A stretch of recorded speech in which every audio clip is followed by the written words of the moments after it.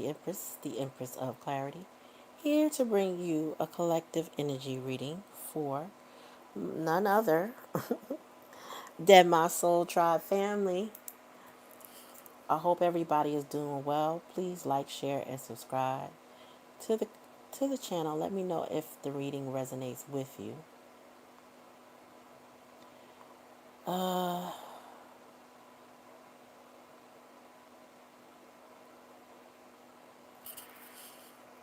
let me see. Sorry, I get my people in the building. Yeah. So let me know if you have any issues hearing me. But yeah, like, share, and subscribe to the channel. Comment in the comment section. Let me know.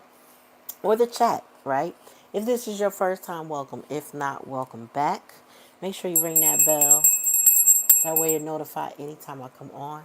We'll also be hosting live donation readings tonight, right? So, but this is a collective initial. The initial reading is a collective.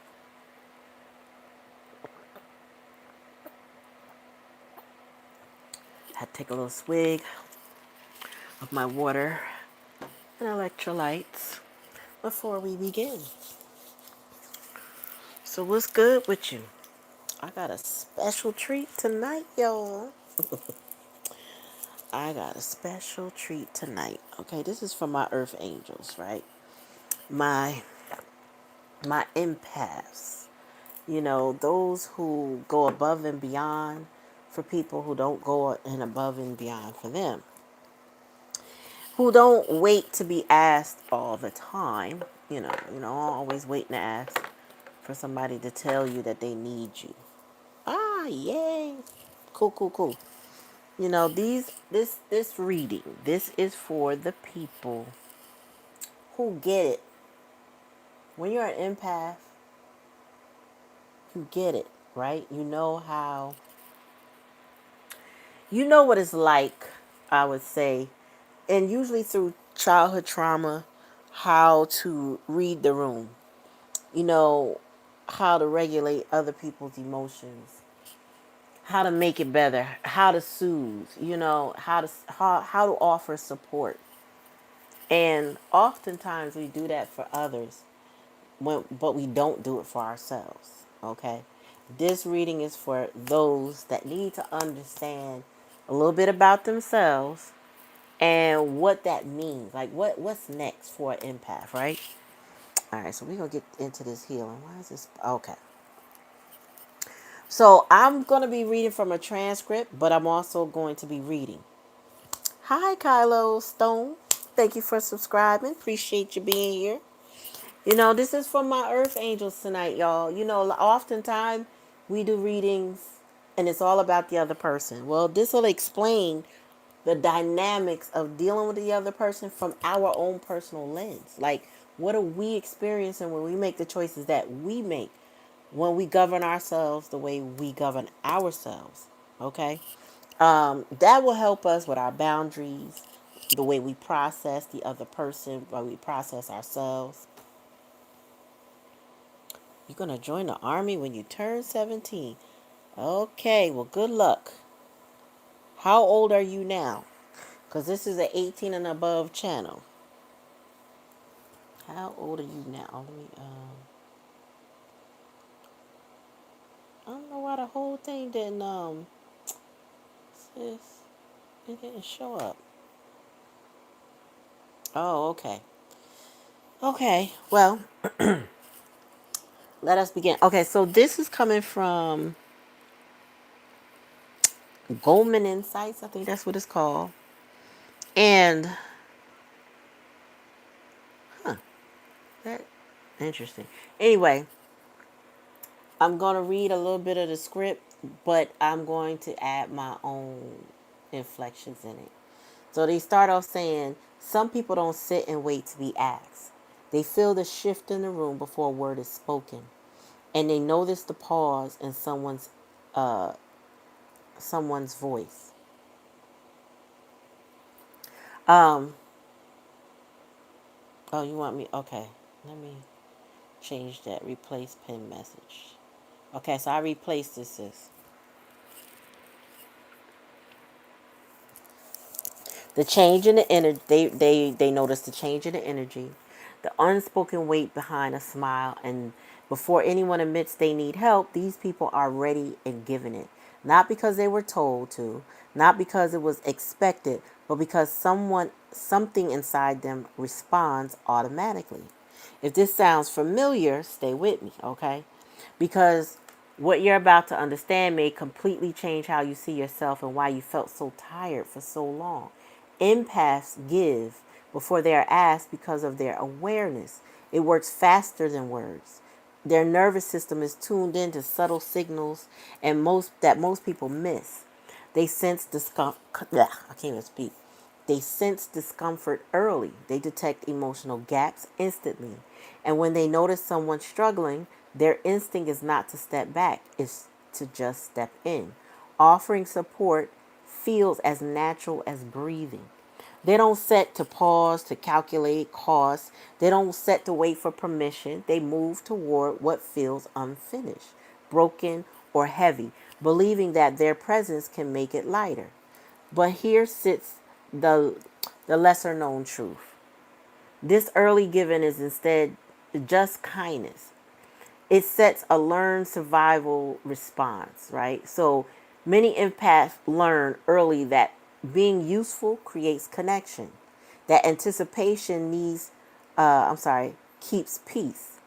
I'm sorry, let me rephrase that because the way they write these sentences, that's what gets me on my nerves.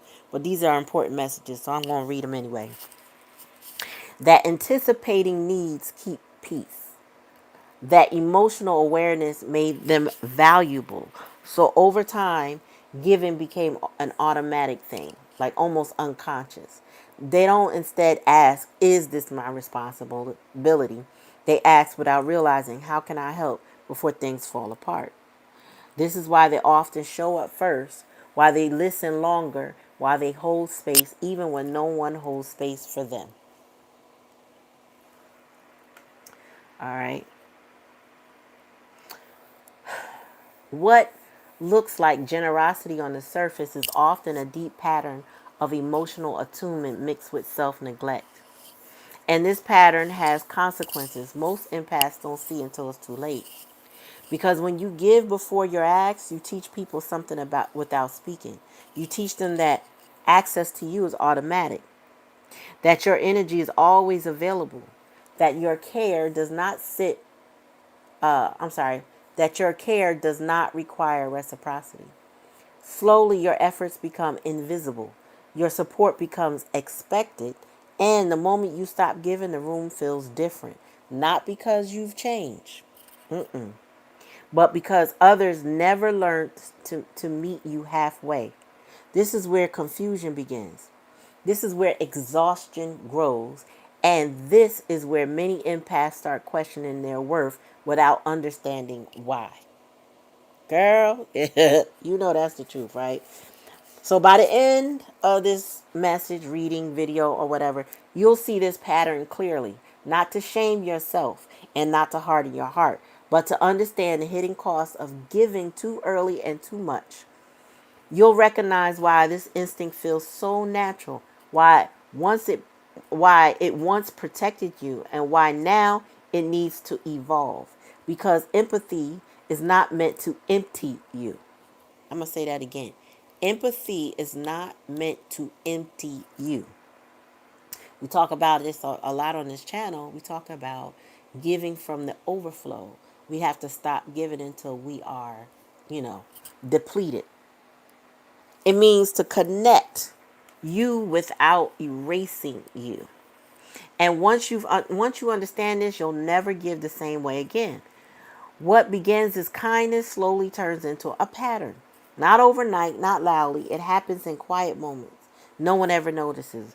They give their time without checking how much they have left. They answer calls when they're already tired. They stay present even when their own needs are waiting. Their energy becomes the place others rest. That shit hit me in my gut. Their, their energy becomes the place where others rest. Whew. I had to stop. I don't think I heard that earlier. I'm hearing it again because their emotional safety becomes something people learn or lean on without asking how it's being held. At first it feels meaningful. It feels like purpose. But over time something shifts. The giving keeps flowing in one direction and no one stops to notice nothing is coming back. They begin to carry conversations. They become the listener, the stabilizer, the one who understands. People off open up easily around them. Vulnerabilities are shared, confessions are made, and the empath holds it all with care. But slowly, their own voice becomes quieter. Their own feelings stay unspoken, not because they don't matter, but because they were never seemed to be space for them. They start to feel more like a container than a person. And still they continue to give because walking away feels harder than staying. Because saying no feels like betrayal. Early discomfort shows up softly. A tight feeling in the chest, a moment of hesitation before replying, a sense of being drained after certain interactions. They notice it, but they don't name it. They tell themselves they suffer just tired.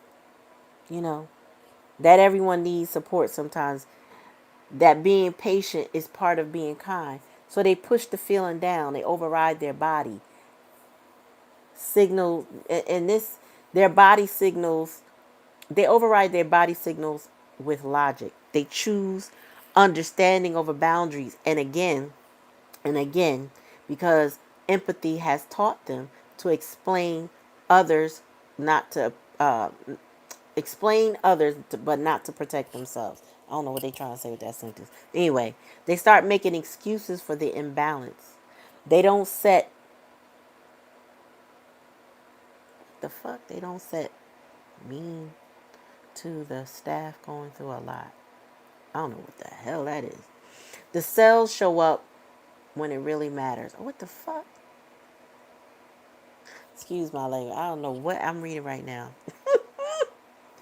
I'm about to skip to the part where it makes sense. Anyway, these thoughts feel generous. They feel mature, but quietly teach the empath to tolerate less than they deserve. Each time the discomfort is ignored, the body remembers. Each time a boundary is softened, the nervous system adapts by carrying more weight until once felt a manage until what once felt manageable begins to feel heavy, and still they smile. Still they reassure. Still they give. This is how overgiving becomes normal, not because the empath wants to be depleted, but because their inner compass has been trained to move toward others before checking in with themselves.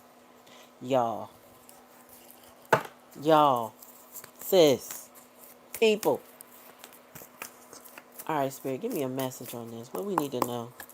Because, yeah, again, this is for my empaths, y'all. This is for my earth angels. Like, there's some point in time where you just gotta stop. You just gotta stop. You gotta stop. Take a look at yourself. Take a look at your situation. Assess it and recognize it for what it is. Whew. Yeah. And you know what's crazy? Oh my gosh. So I literally, before I picked up this card, said to myself, I feel like I want to pull out my sound bowl, right? And if you look, let me take this stuff out my sound bowl, my little storage. This is my sound bowl, y'all. This is what it looked like. It's real basic, right? And look at this. Look at this card. 4 cups.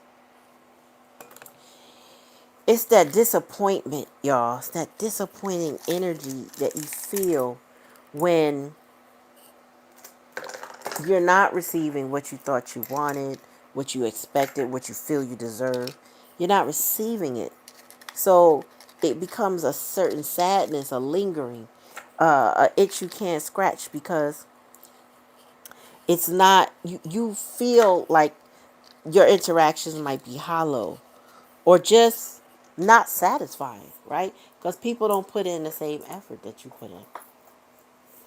Hold on.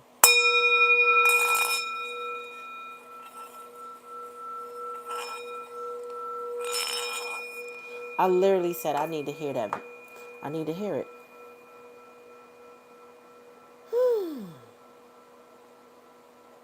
She Radio 33, what's up, love? I had to hear that. I needed to hear that. And then I saw that card. That's crazy.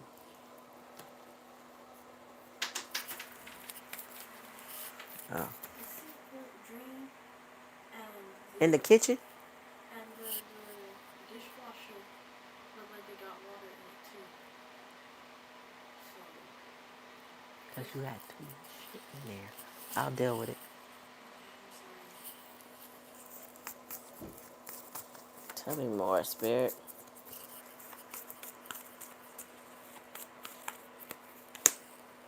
Ooh, 8 of Cups in reverse.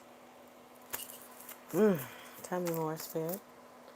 Let's pull a little something before we move on. Page of Wands in reverse. That's my gossip card. That's in the hidden energy. People talking about you. People talking about all your overgiving and how you pulled your energy back and how they used to get something from you, but they don't get it no more. And some of y'all are struggling with releasing that energy of being an overgiver. Ace of Pentacles, reverse. The challenge and the lesson is the foundation that you have or lack of. Tell me more. Could be impacting money. Yeah, the Knight of Pentacles. You cannot go on like that. Now, with the Knight of Pentacles in reverse, it's usually a speed up energy, but Spirit is giving me, you got to pay attention to your end game. What is it that you're trying to accomplish? That'll help you navigate. Let me see at the bottom of the deck. That'll help you navigate what it is that you want. That will bring the truth out. That will help you stand up for yourself. That will actually help you with your boundaries. I'm going to go on.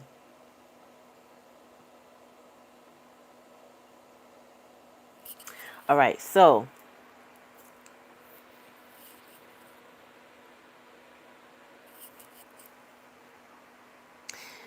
they don't realize they're slowly disappearing from the equation. This is about the empath, my earth angels. Their needs become negotiable. Their limits become flexible, and the relationship, once mutual, quietly becomes one-sided. No dramatic conflict, no clear moment to point to, just a growing sense that something feels off, and a deep habit of telling themselves it's fine even when it isn't. For many empaths, giving is not something they do, it's something they are. Connection in their world is built through effort, through patience, through presence, through showing up again and again. Giving feels like love because love to them has always meant attentiveness. It feels like loyalty because staying emotionally available feels like commitment. They believe that if they invest enough, if they care deeply enough, the bond will stay strong. So they give more, they listen longer, they forgive faster. They pour into the relationships with the quiet hope that this consistency will be returned in time. They don't measure their efforts. They don't set or keep score. They believe real connection should be natural, not transactional. So when someone withdraws, the empath leans in. When the energy feels uneven, they compensate. They fill emotional gaps without being asked. They respond to distance with more warmth, to silence with understanding, and to I can't even talk. Inconsistency with patience. In their mind, effort is what keeps relationships alive. If something feels fragile, they don't just pull back. They invest deeper because losing connection feels more painful than overextending themselves. Over time, their emotional labor becomes invisible. Their listening is no longer seen as care, it becomes expected. Their ability to hold space becomes a default setting of the relationship. People come to them to process emotions, to vent, to feel understood, and it feels natural to do so because the empath makes it easy. They don't interrupt, they don't stir a rush, they don't set to make it about themselves, but slowly something shifts. No one asks how they're holding up. No one notices when the energy is low. Support flows toward them, but rarely.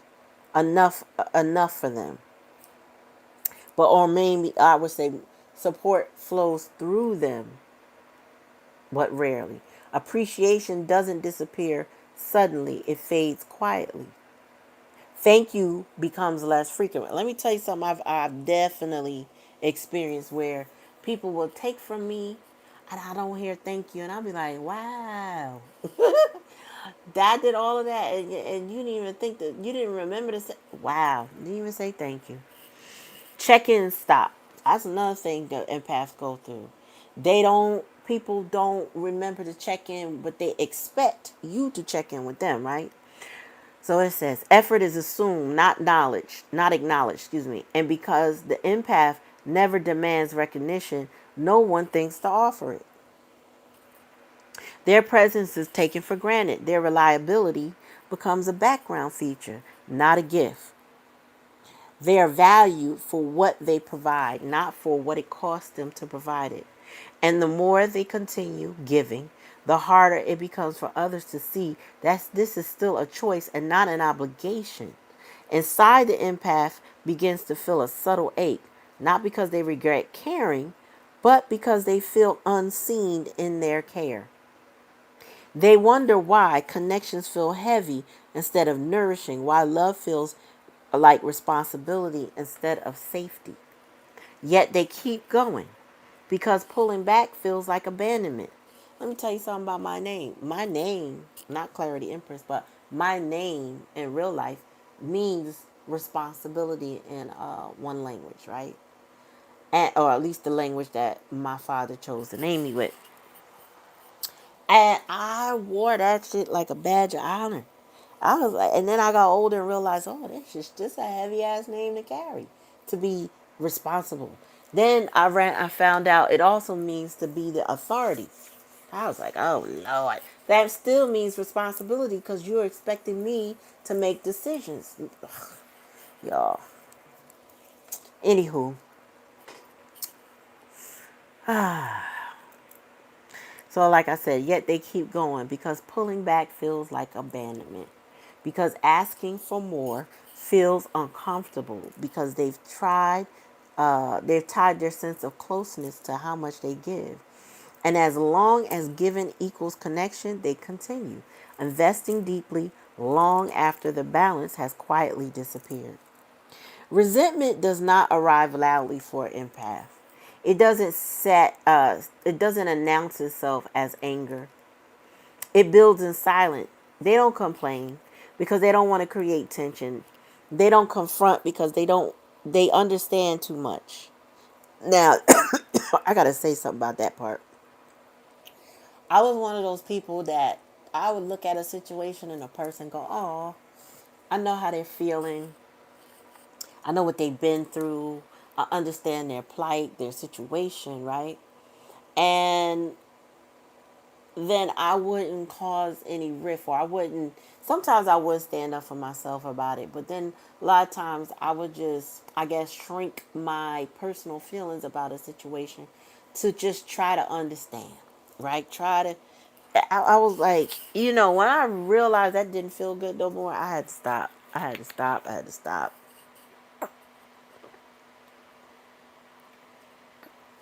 because it wasn't making no sense. All right. They see the other person's struggles and tensions and wounds. So instead of speaking up, they absorb, they swallow discomfort. That's exactly what I was just talking about. They tell themselves it seems not worth bringing up, and each time they choose peace over honesty, another layer of feelings get pushed down. Nothing explodes on the surface, but inside, pressure slowly begins to grow. They replay conversations in their mind. They notice moments where they felt where the effort went unacknowledged. But instead of addressing it, they minimize it. It sucks that it sucks that not I don't know what they're trying to say because the sentence really says it sucks that not that serious. That's not what they meant. Anyway, they didn't instead mean it. What? I don't know what they're trying to say other than they empaths feel like people will see them as too sensitive. All right, I'm gonna have to surmise that because I don't know what the hell they just wrote and it got me sounding crazy. These thoughts sound reasonable, even mature, but they teach the empath to doubt their own emotional signals. The body keeps the score even when the mind dismisses it.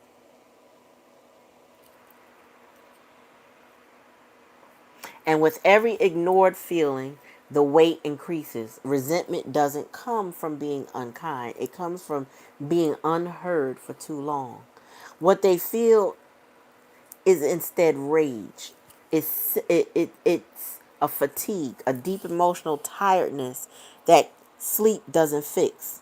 Their nervous system stays alert, always tracking moves, shifts, and needs, always adjusting, or always accommodating. This constant emotional monitoring drains them quietly. They start to feel heavy after interactions that once felt easy. Their chest feels tight, their patience feels thinner. They don't snap or lash out, they withdraw internally because their system is overloaded, not hostile. Empathy begins to hurt instead of connect. Listening feels like labor. Caring feels like effort, not because they've lost compassion, but because they've been running on empty for too long. They notice the suffering, they suffer less. Um, what? Oh, they suffer less present, less responsive, less open.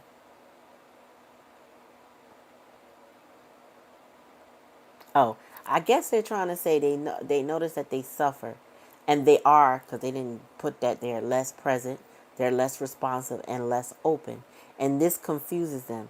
They wonder why they feel distant when nothing bad has happened, but something has happened. Their emotional reserves have been slowly depleted without replenishment, and the body responds before the mind fully understands. This is the silent danger of unspoken resentment. It doesn't look like conflict. It looks like numbness, like emotional shutdown, like needing space but not knowing why. The empath doesn't feel angry enough to justify leaving. They just feel too tired to keep giving. Their nervous system seeks relief, not revenge. And when exhaustion replaces empathy, the distance that follows is not a choice made in bitterness. It's a response to carrying too much for too long without being met halfway. The breaking point rarely comes from something big. There's no dramatic argument, no final confrontation. It arrives quietly in an ordinary moment. A careless word spoken without a thought. A message left unanswered.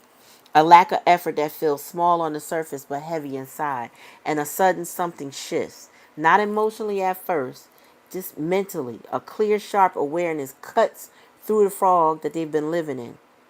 Once they've explained away now how it feels, it just feels impossible to ignore. In that moment, they don't feel anger, they feel clarity. The kind that lands without warning. They replay the interaction, but this time they see it differently.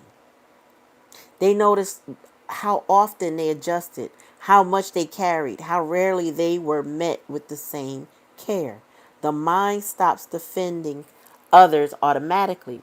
The excuses fall apart, and for the first time, the empath seeks asks a different question. Not why are they like this, but why have I accepted this for so long?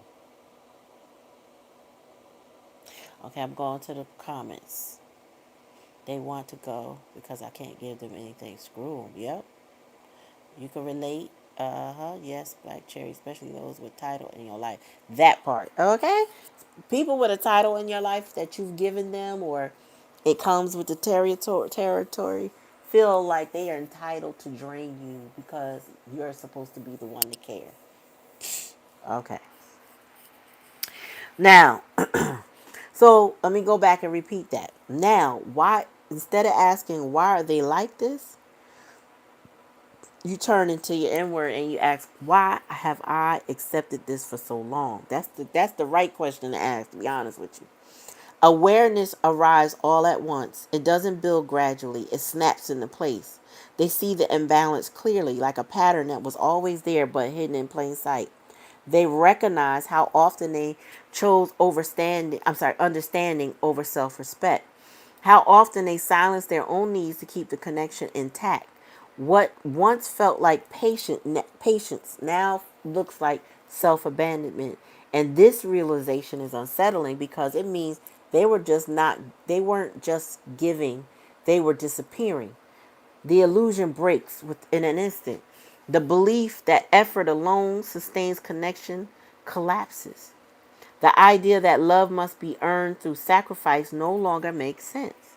They see that the relationship didn't fail suddenly, it slowly became uneven while they were busy holding it together. And once this truth is seen, it cannot be unseen. They can't go back to pretending things are okay. They can feel the awareness in their body. The nervous system registers safety and distance now, not closeness. This is the moment everything changes internally. Not because the other person changed, but because the empath did. They stop negotiating with reality. They stop rewriting the story to make it hurt less. And even though nothing may have been said out loud, yet something has already ended inside. The connection no longer feels aligned with who they are becoming.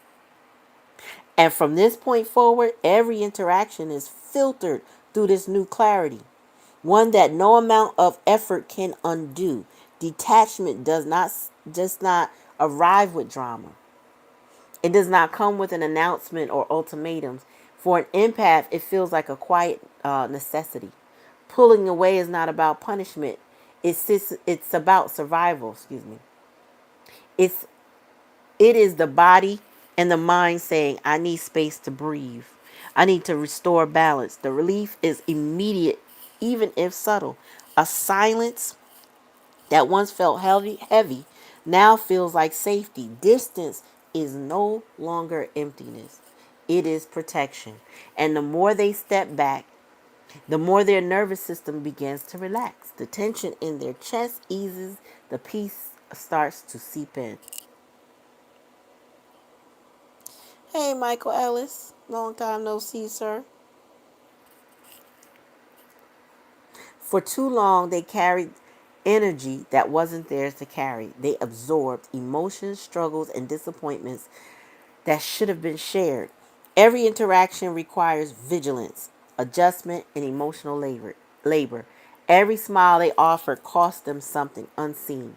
And when detachment finally begins, it's like exhaling after holding their breath for years.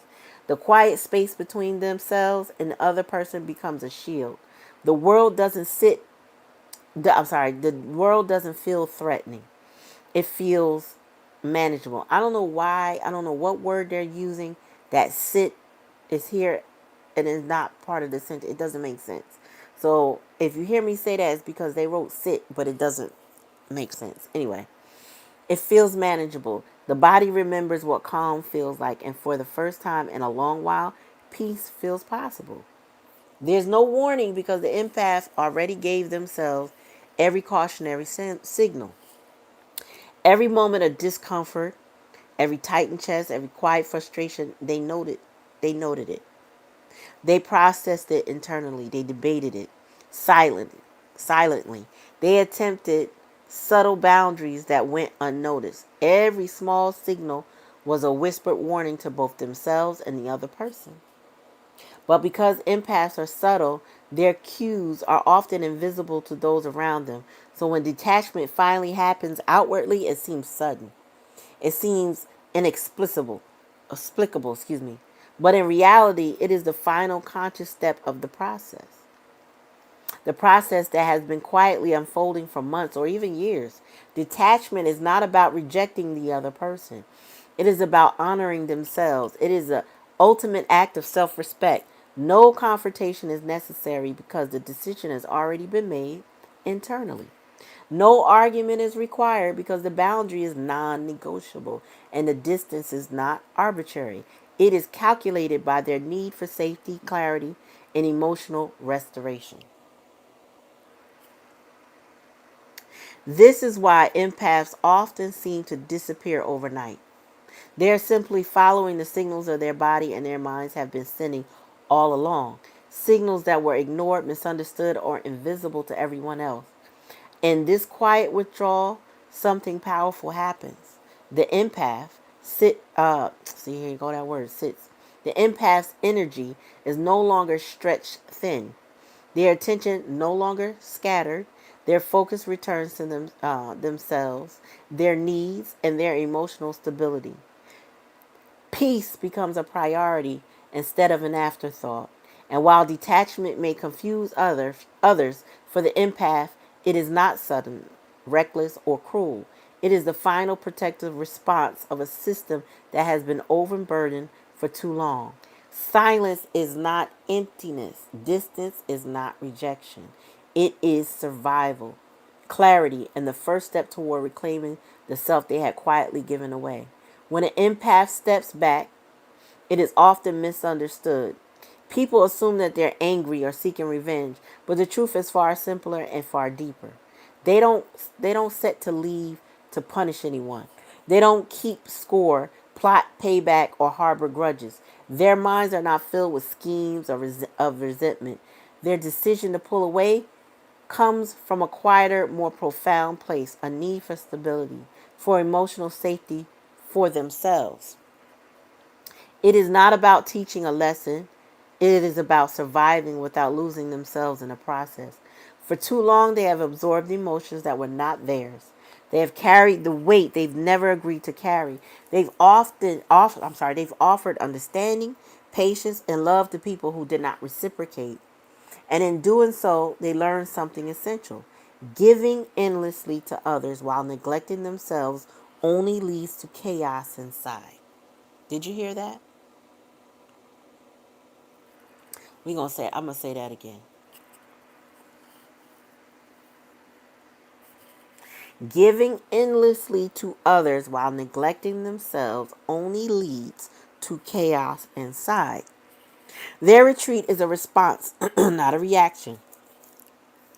It is a conscious choice to restore balance in their own lives. When they choose distance, it's like resetting their internal compass. The world may misinterpret this as coldness, but the empath knows it as warmth for the self. They seek stability, not drama. They crave a life where interactions don't leave them emotionally drained, where conversations don't cost more than they give, where presence is met with respect, and care is returned in kind. Every moment spent in imbalance becomes a lesson they cannot ignore. Stepping away is a way to protect their stability. It is a way to stop pouring from an empty cup. It is not a rejection of others. It is an embrace of their own needs, desires, and boundaries. Emotional safety is paramount for them, not because they are fragile, but because they are deeply sensitive. Their nervous system carries information that others cannot always see. Every tense word, every disregard, every dismissal registers in a way that are invisible but tangible to them.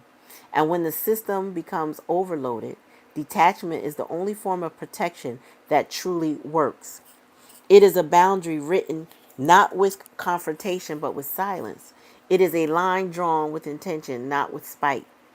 They don't need to explain it. They don't need to justify it. They simply just step back, reclaiming the space that is rightfully theirs. Ultimately, they choose themselves, not selfishly, but deliberately. They choose their energy, their peace, their mental clarity. They choose to honor their own needs after years of putting others first. And this choice is radical because it is silent, steady, and resolute. No punishments, no ultimatums, only a quiet reclaiming of self.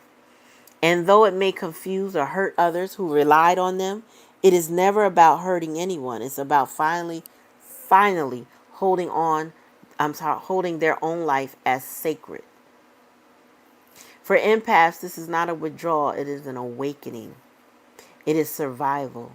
It is the act of choosing themselves in a world that often demands that they give out without end. This is, to me, it's an act of love for oneself. It's an act of self-worth. right? Anyway, it says detachment is often misunderstood as withdrawal of love. People see distance and assume the heart is hardened. But for the empath, it's not about stopping care. Care may still exist quietly, deeply, and without fanfare. They still notice the small details. They still hope for the other person's well being. But there's a shift, a necessary one. Access is removed. The constant availability that once defined them is no longer offered freely. It is not cruelty, it is protection. When they detach, boundaries take the place of overgiving. Every interaction is measured not by obligation but by intention. They no longer respond automatically to every call, message, or emotional plea, no longer bending themselves to fill the gaps that others leave behind. They observe, choose, and act only within the limits that keep them whole. Okay? This does not mean they care less. That means they care differently, more wisely. They honor the self they almost forgot existed while giving endlessly to others. Energy once scattered across everyone else's needs is preserved. It returns to them slowly like sunlight spilling in a dark room. No longer drained after every interaction, they begin to recognize what it feels like to be replenished. The nervous system calms, and with the calm comes clarity. The mind stops defending everyone else's choices, and their heart is free to breathe. They realize that love is not measured by exhaustion or depletion.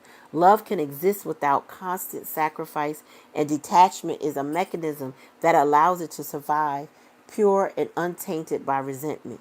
Detachment also teaches an important truth to the people around them. It shows that relationships cannot thrive, when they are one-sided. It demonstrates the value of mutual care and respect without needing to say it aloud. Those who pay attention will recognize it. Those who take it for granted may never return the efforts. But it is not what the empath concern anymore. Their focus is on preserving their energy, safeguarding their emotional health, and ensuring that care is given where it is appreciated, not where it is assumed. Ultimately, detachment is a quiet act of self-preservation wrapped in love. It is it is care without self-abandonment. It is empathy without surrender. It is choosing to engage only in ways that nourish rather than deplete. The heart can still feel, still hope, still wish the best for others, but the hands are no longer overextended, the mind no longer burdened, and the soul no longer emptied. In this balance, the empath finds what they have long sought: clarity, peace, and the freedom to care without losing themselves. Here's a conclusion. Uh, Let me see. Hold on. Overgiving is not sustainable. It drains. It drains the body, the mind, and the heart. Empaths detach when their self-respect finally awakens, when they realize that caring for others should never come at the cost of themselves. Distance becomes necessary. Silence is not cruelty, it is a boundary, a form of protection, and a way to preserve emotional energy. Detachment is not rejection, it is emotional maturity. It is the courage to choose oneself without guilt. Healing begins the moment giving includes the self and not just others. So remember, caring starts from within. If you found this whole situation, what I just read you helpful, make sure you like, share, and subscribe to this channel, okay? Make sure you show up on the nights you see me. Ring that bell so you're notified when I get on here.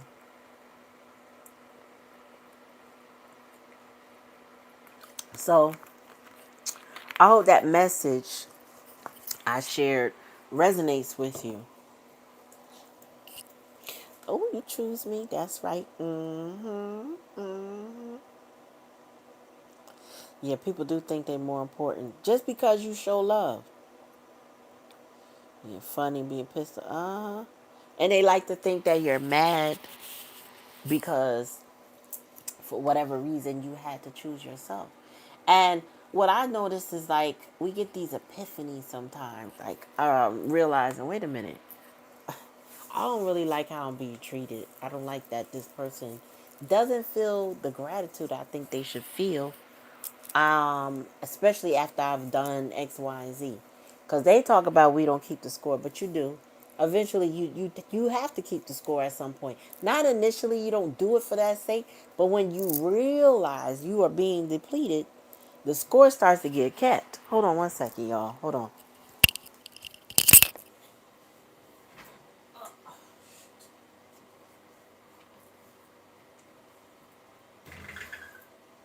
Moosh,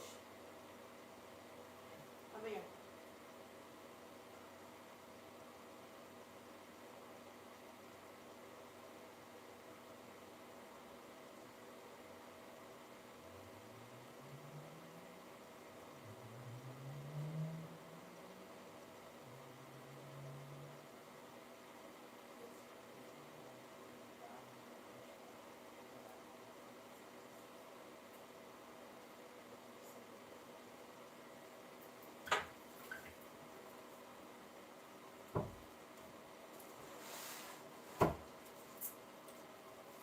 All right.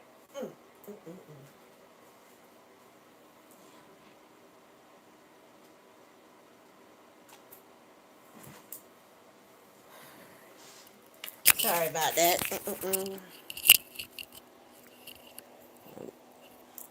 Let me know if you can hear me. But yeah, so let me finish pulling out the reading. Tell me more, Spirit. So I feel like there's some empaths that are bored and discontent with the state of life or the state of the people amongst them, right? And this is that whole message is about it's time to detach from things that don't make you happy. Yeah. So here it is, you offering the sun, you offering joy, happiness, peace, but then it's not well received. That's kind of like a slap in the face, basically. Tell me more about the Eight of Cups in reverse. Yeah, and I do get that there may be people that drain you of your cups of love and then but they don't want to let you go at the same time. Because the Eight of Cups is really like not throwing the baby out with the bathwater.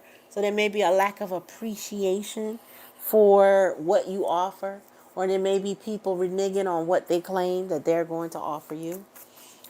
Spirit told me that this is public in a way that, whatever relationships that this speaks of and this resonates with you are your public relationships. Because so it can be relationships with family, relationship with friends, lovers, whatever. It's not just you that know about it or even see the lack of respect or the reciprocal energy that people give. People know you're the one that they can go to. Tell me more, Spirit.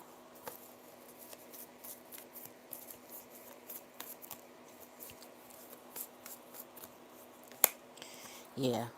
And so, whoever this person is in the hidden energy, they've been reckless. You could have somebody, the way I'm hearing it, the Spirit says you could have somebody waiting in the wings, right? Because they know whoever this is that doesn't appreciate you, they could be willing to take a risk. But people know that whatever is, whomever this is to you, that drains you, does not appreciate you. They're reckless. They're taking a risk with you. Tell me more, Spirit. This could be your parents. It could be your siblings, your cousins, your children. This could be, a lover, uh, somebody you had as a best friend for like 10 years or more. People could tell who's in your life draining you. They see how you are versus your friend. You look like I don't want to be here no more. I don't like this no more. And they over there sucking your energy dry, looking like sunshine. Yeah, Queen of Swords. Um, a Queen of Swords in reverse is a taker, but she's also, oh, Spirit just said violent. Wow, she could be violent. Okay, so she might be violent. She could also be very manipulative with her words. This is somebody who is a liar, somebody who even if they don't directly lie to you, they withhold information. I think this is both though. What I'm hearing is both. So it's like somebody who purposely withholds information so that you can't make a good decision. They may also lie to alter. This is somebody controlling, somebody who oh is very quite nasty and very wicked with their words. Okay? This is somebody wicked in the way that they speak. Tell me more, Spirit.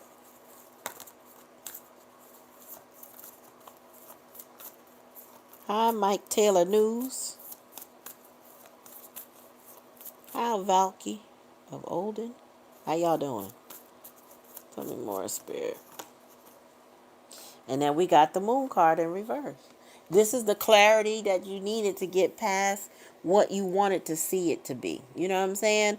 Like how they said that the empath is the type of person um, that gives, right? Before they realize that they're overgiving and they're making excuses and they're trying to see it a certain way, but it's not what the way they want to make it seem until one day they get the clarity.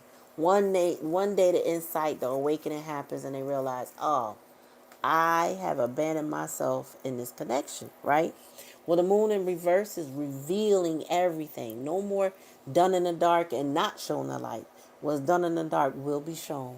It becomes clearer.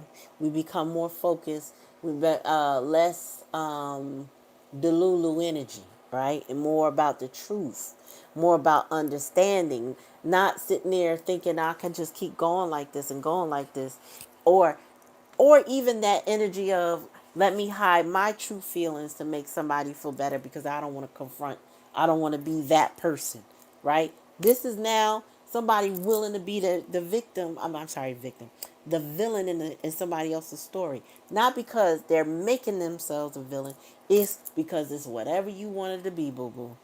You wanted me to be the villain because you want to see it as abandonment, or you want to see me as taking something from you because I'm not giving to you no more. It's whatever you want it to be. Okay? Bottom of the deck. Yeah. And and here goes the healing. And here goes the healing. Because now, with the Five of Cups in reverse, right? That's the healing card. No more crying over spilled milk. No more trying to make something else right. No more sitting in discontent or apathy. Like, no, we healing now. We fight for the truth. Our boundaries are set. Honesty overrules everything. No more. Listen, we've been saying, I know a lot of spiritual people have been saying how thin the veil is. I feel now that the veil don't exist anymore. At least for a lot of people. Because of the way folks are waking up. And it is time to wake up unapologetically. Like, I have to speak my truth. And you don't have to like what I got to say. But if it preserves me, if it is within my integrity and my self worth, I do it without apology. And that's part of healing, especially for an empath, to be strictly honest with themselves, to be able to set and maintain boundaries.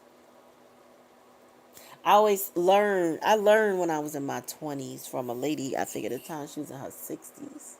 And she said to me, baby, um, when you get to my age, or she said a certain age, but around my age, you don't care how people feel anymore. You just speak your truth. She said you're not trying to hurt anybody, but you're more honest and you're less worried about how somebody else is going to feel, and you focus on telling the truth and being honest. Okay? So instead of, like the mask that we wear when we want to hide, when we don't want to be confrontational, it's more about here's the truth, deal with it. And I feel like this is where a lot of empathic people are becoming right now. A lot of my earth angels are enough is enough. Like, you're not going to mistreat me. You're not going to drain me. You know what I'm saying? You're not going to sit next to me and pretend that everything is cool when we haven't addressed the problems. No. And that's what the Knight of Swords is about, addressing those problems. Saying the hard things that most people don't want to say. Speaking their truth from within. And not worrying about if you like it or not. If you don't like it, it's fine. If you love it, I love it. You know what I'm saying?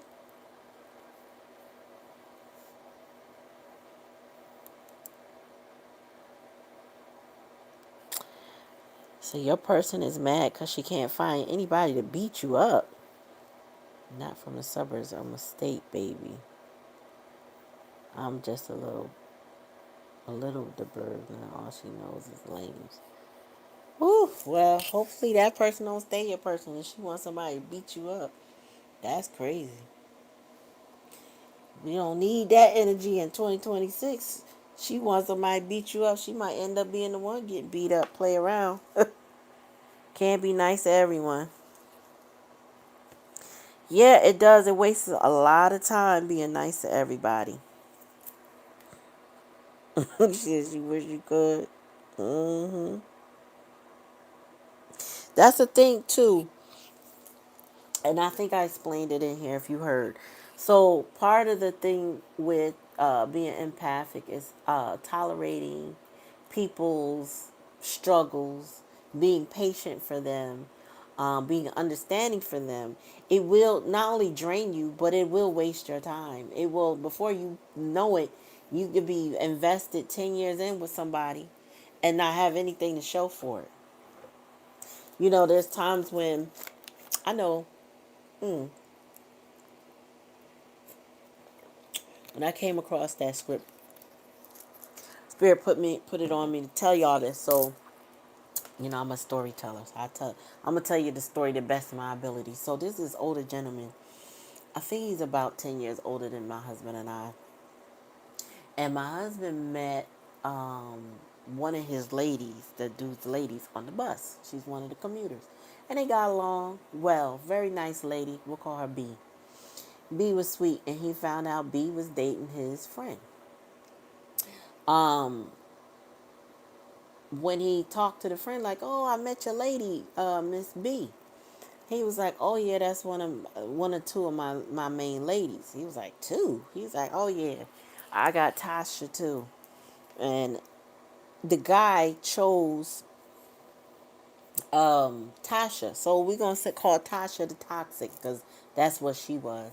And then we got Earth Angel Miss B, and he Miss B put an ultimatum on him because she really wanted him. She didn't want to share him with Tasha. Tasha didn't want to share him with Miss B, but they knew about each other enough, and that there was an ultimatum made. Either you gonna be with me or you gonna be with her, but you're gonna have to make a decision.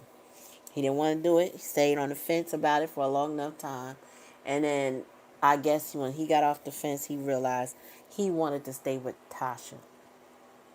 But why did he choose Tasha?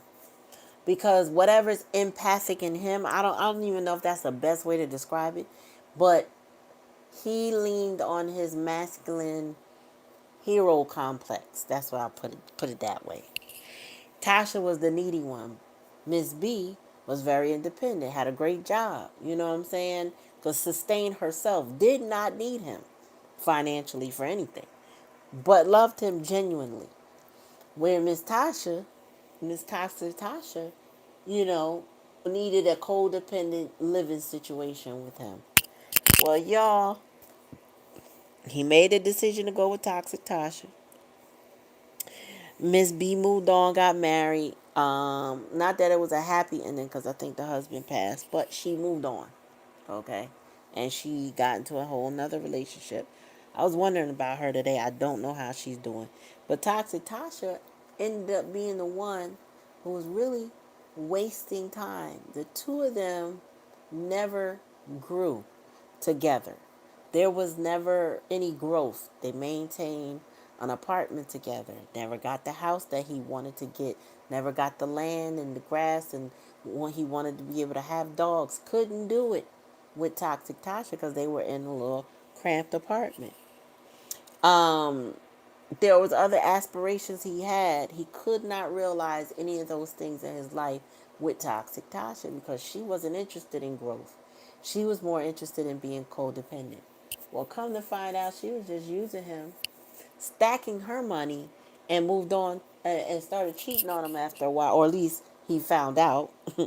And then she moved on to somebody else after all that time because he chose, with his hero complex, to go for Mrs. Needy instead of evaluating who truly loved him. And he knew at that moment, if he didn't know before, that he had wasted time with Toxic Tasha. And he was with Toxic Tasha, I want to say, I'm trying to think back, maybe 15 years, or definitely 15 years at minimum. I don't know how many more, but around that. She never been around real OGs in her life. She probably considered me a threat just for being a man. Oh boy. Mike, you got to go get you some good ladies.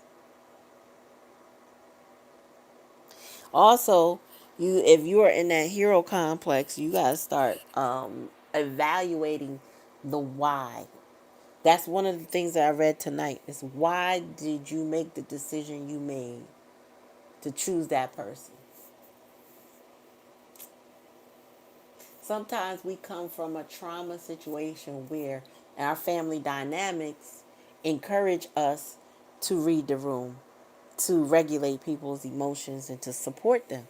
But then it does not support us supporting ourselves, to focus on our own self-worth. It may, if you feel like you got to support everybody in your family, then you feel like you got to go get a great career and job and bring in lots of money and you'll save the day. You may feel like that. But again, if you're doing it for everybody else, what are you doing for yourself?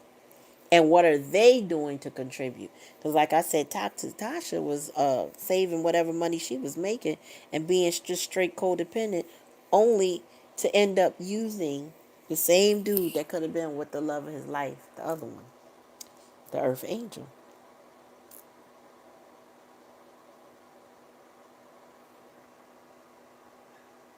And I'll take it how it resonates. If it don't resonate, don't take it. We ain't gonna be on here much longer. If you would like a reading, feel free to follow the pinned comment. If that's not what you're interested in, that's cool. But this is more about like self-evaluation so that, as an empath, you can make, you know, healthier choices, better decisions for yourself, right? So that going forward, you're less inclined to overgive, to deplete yourself but with people who will just take. I mean, I know they never said that in the script as far as, you know, somebody just taking a take. I mean, they didn't use that word, but people will. They will undermine you, undervalue you, and they will take without appreciation. And then the thing is, even if they claim they appreciate you, they don't demonstrate it. And there lies the problem. People's lack of demonstration of their gratitude is the biggest. They could say thank you all day, but if they could have the opportunity to give back to you and don't take it, you know that they really don't care. Okay? You learned the lesson, Valky? I know that's right. We have to. That's what we're here to do, y'all. When you come in this incarnation, you are here to learn the lessons. I got you, Black Cherry. You are here to learn lessons. You're not here to be going through cycles and repeating patterns over and over and over again. You gotta learn something. You know what I'm saying? You don't learn. Well, I don't know where you are in the world, but here in the United States, we got to take what they call the SAT. In other countries, there are these major tests. You don't learn information to not be tested. At some point, you are tested, and if you pass the test, you move on to other things. But if you don't pass the test, you're doomed to repeat the cycle or to repeat the lesson until you get it. And that's just life in general. That's just, you know what I'm saying? That's school. Anything you think about, you gonna repeat the cycle, or the consequences. They mount. Like how we used to have something. I don't know if it's still implemented, but there's the three strike clause. Even if that's not in written statement that is still valid, it still matters because let's say you get in trouble, you had to do time for your crime. The next time you do something, they give you a little bit more time because they feel like you weren't rehabilitated.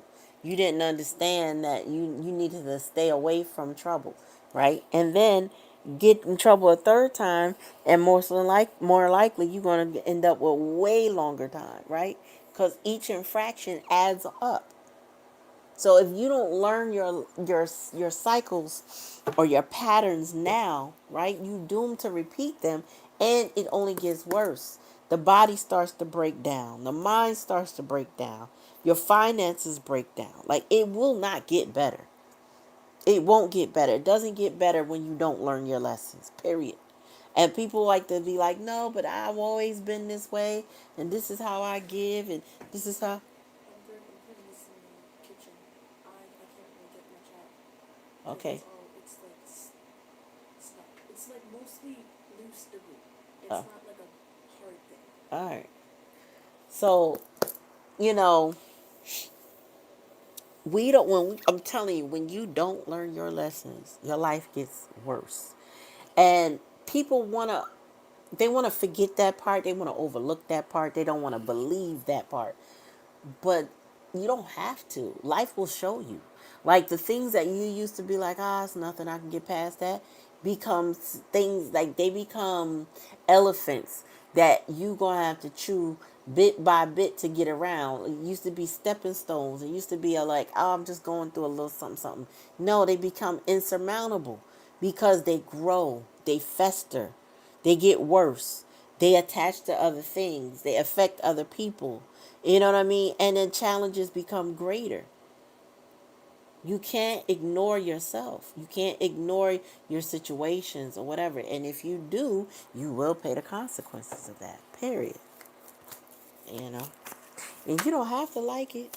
Life is going to life on you anyway. I'm trying to tell you. There's times when even I, as a reader, I want to know how something's going to impact me or someone is going to impact me. And I will know something deep in my spirit. And I'm like, Spirit, tell me this. Am I bugging? And Spirit's like, no, you're not. You're not. And then I'll see evidence of that in real life. And I'm like, it'll get confirmed.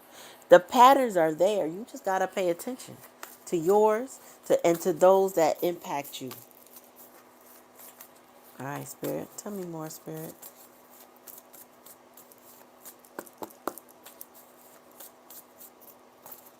Tell me more.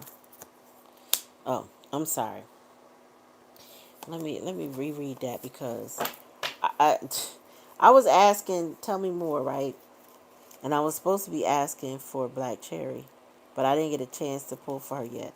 So I'm just gonna pull the card that Spirit showed me, which is the Six of Swords. Spirit is basically saying, move on. You gotta move along. To heal, you have to move on. You cannot stay still. You have to go with that flow of emotions. You have to trust your gut, your intuition, and your guidance. You got to listen to what Spirit is telling you. You cannot be in this world thinking you can stay stagnant and keep things status quo, and that's all it will be. It will not be. Things have to transform. Certain things have to die before new things can begin. You got to plant seeds. You got to grow. Oh, all right, let me shuffle for you. Sorry. I was still stuck in that collective energy. Spirit, give me a message for collective. I mean, for Rosha. I don't know why. I guess I'm not supposed to get off of y'all right now, but I'm going to pause. Spirit, let me pause for Rosha. What she need to know? What she need to be aware of? One at a time. Oh, Three of Cups. You got to go out and have that dinner. You got to go out and have that dinner. You got to go meet people. You gotta go communicate and talk. Tell me more, Spirit. You gotta go get some insight, I'm hearing. Tell me more, Spirit. Yep. Go be charming. Go be sweet. Tell me more, Spirit. Also, go to evaluate the charmer, if you know what I'm saying. Tell me more, Spirit.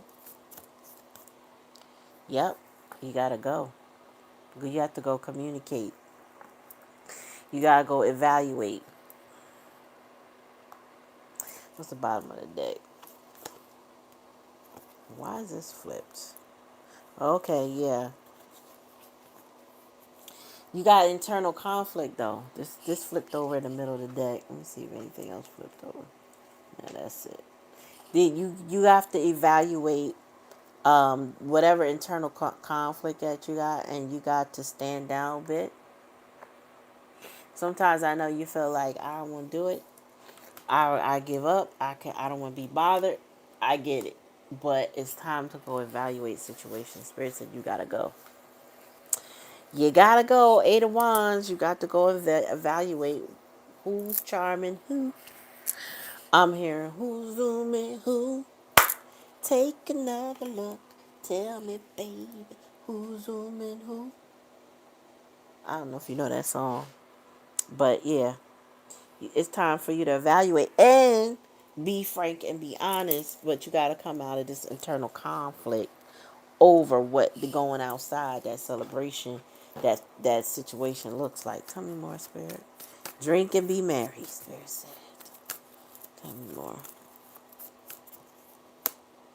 Yeah, put that burden down.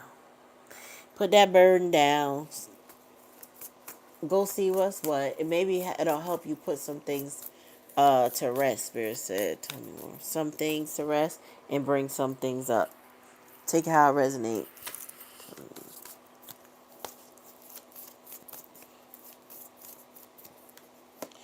Yep. And just keep your wits about you. Keep your wits about you. Seven of Wands. You know, that is that perseverance energy, but it's also that boundaries. So you're going to have to be. There's a lot of Wands energy in here. So there's something about declaring your boundaries. So we got the 5, the 9, the 8, and the 7. So we got 7, 8, 9. 5, 7, 8, 9. I don't know. There's a lot of Wands. No, and 10. 7, 8, 9, 10 Wands plus 5. That's a lot of Wands. We got to add that number up. Hold on. Let me get this one more card. One more again.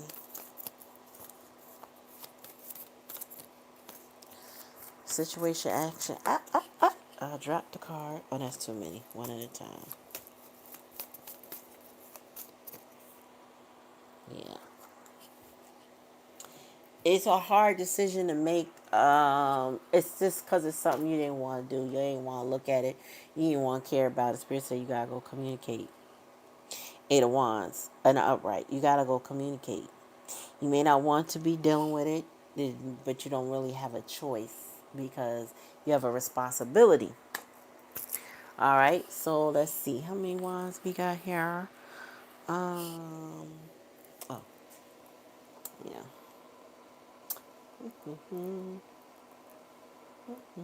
Oh.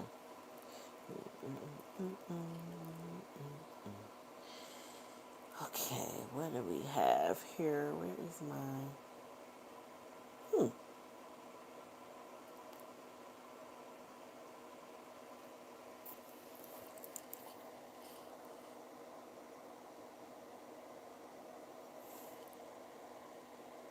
Oh, there it is. All right, hold on.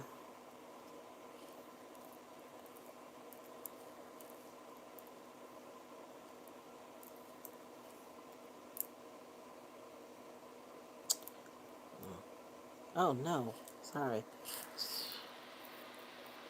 You know what that's about? Okay. Right.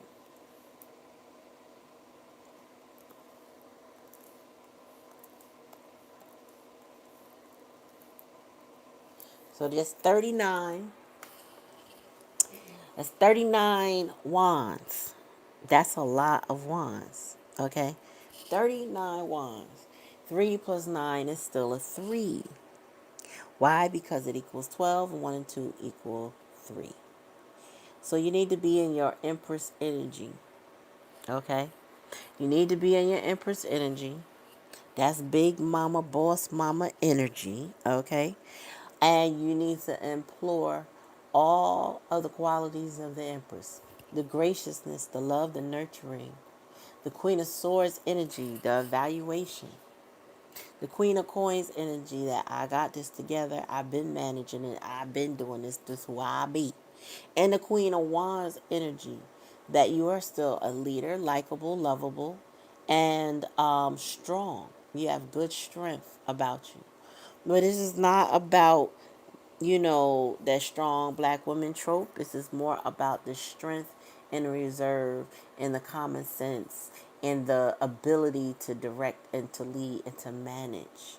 You have to go into this conversation with the understanding that I've been doing a great job. So ain't gonna be no deterring me of my great job. There's no gonna be no underhanded cuts that I don't deal with. Now, I'm gonna deal with it with calm, grace, and decorum. But my tongue and my mind are sharp, and they can be lethal. Basically, folks need to find something safe to do and be very careful with you. Okay? But yeah, communication nonetheless. You may not have wanted to do this, but you need to. Okay? You need to. All right. So that is your reading. Oh, let me get you some repair, growth, evolution.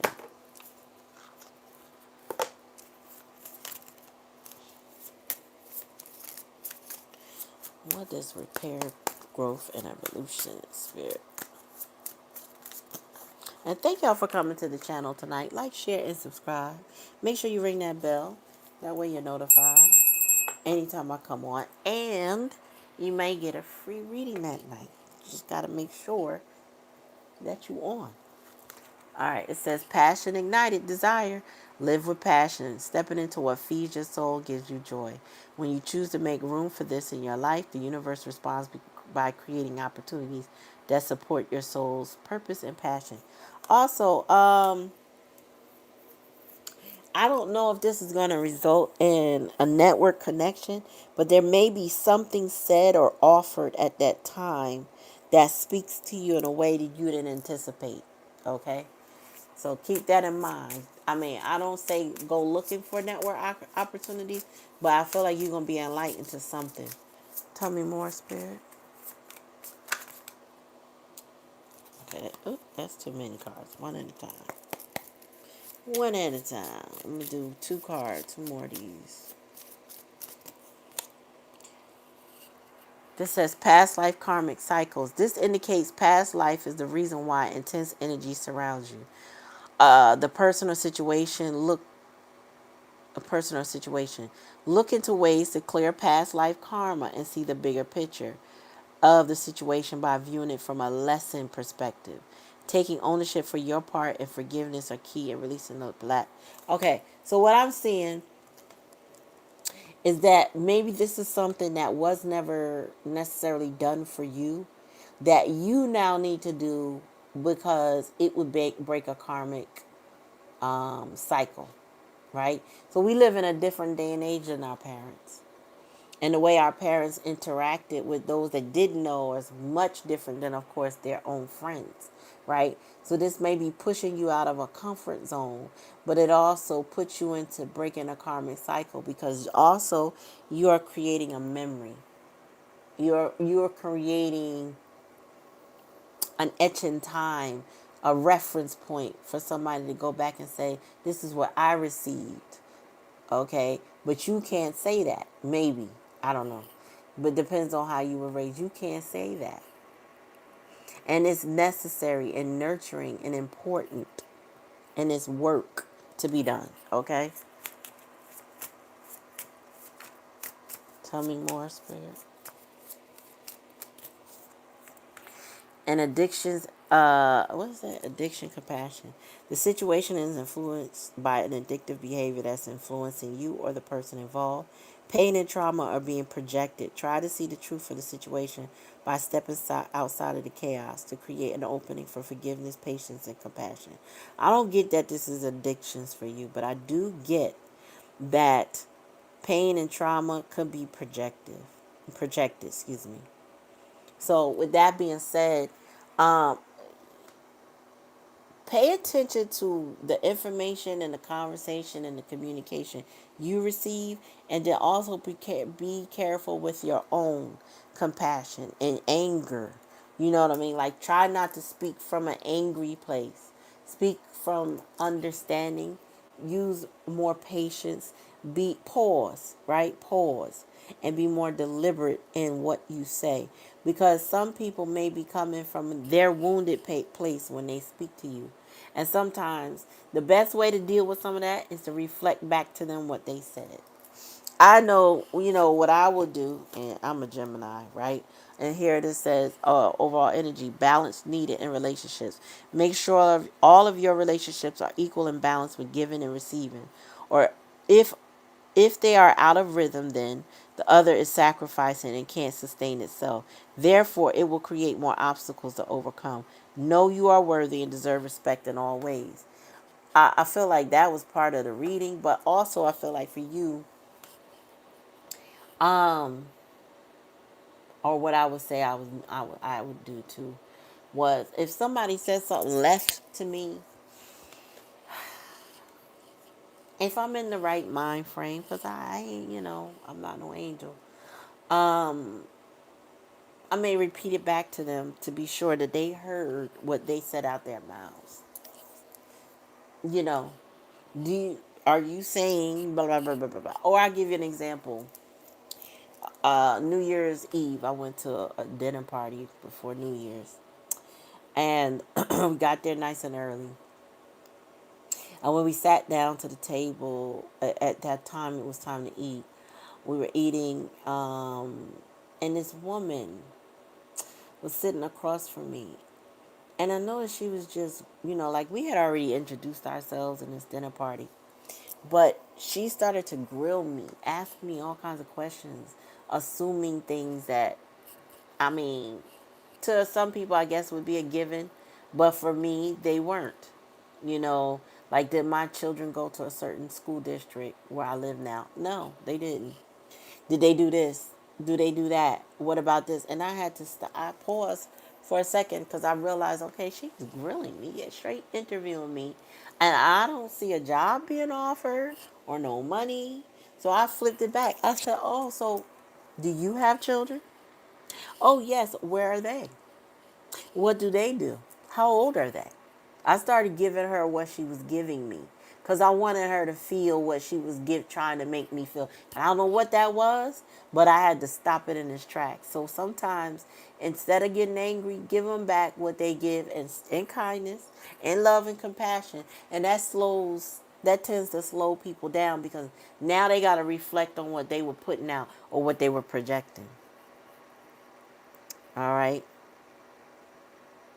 So take that how it resonate. I get it. If it don't, it's cool. But my point is, if you feel cornered in any way, and there's a grilling point, it's time to return that.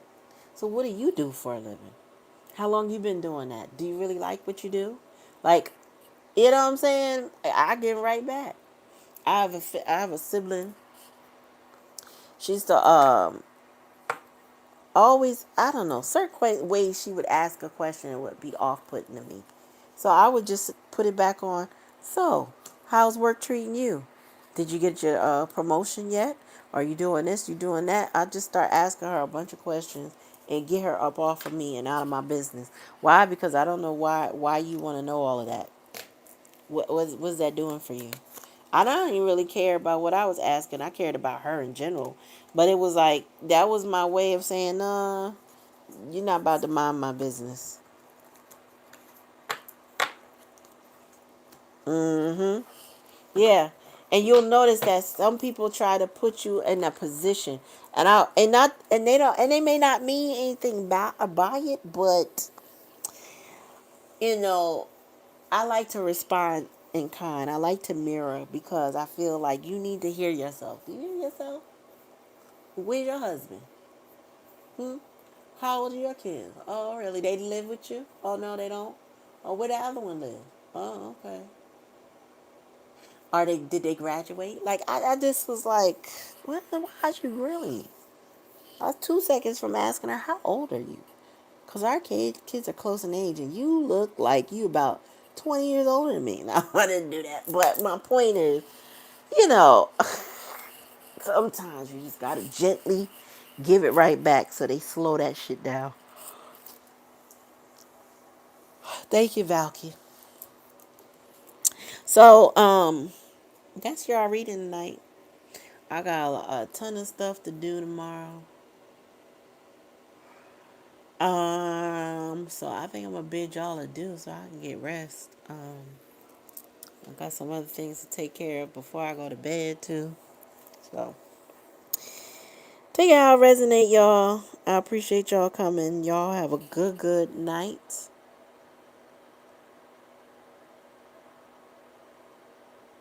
Woo. Hoocha. If they are, I'm telling you right now, you ask that question and their pupils gonna dilate. If they got poker faces, it ain't gonna matter. Their eyeballs gonna dilate. Cause I know mine would. If I was feeling something, I'd be like, "What are you, ice? Like, are you taking notes for ice?" But ah. Anyway, all right, I'm gonna let y'all go. I'm gonna holler at y'all later. Have a good night, y'all. Peace.